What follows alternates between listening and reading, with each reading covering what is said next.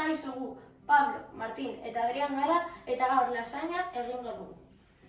Gure rezetaren historia txikia ikaskide baten aitak prestatzen zuela da.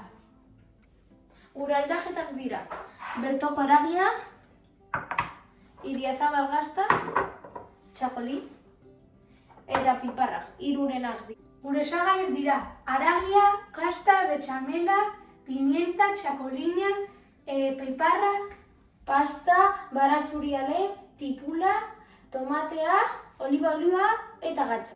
Orain, pasta urbaroan sartuko dugu.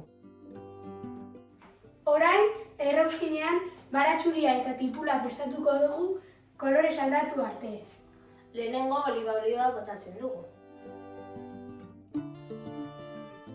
Eta orain, botatzen dugu tipula.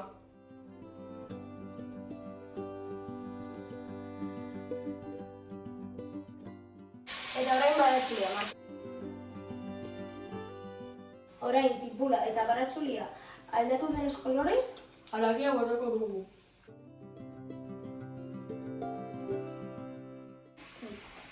Orain, pimienta eta gatza botako dugu.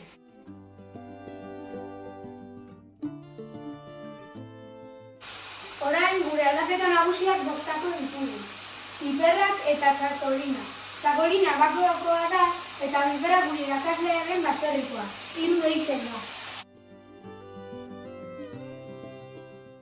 Orain, tomate birrinduta botako dugu. orain haragia prest dago eta pasta bikontut. Orduan lasaña eraikitzeko lehenengo betxamela, gero pasta eta gero haragia bota behar dugu.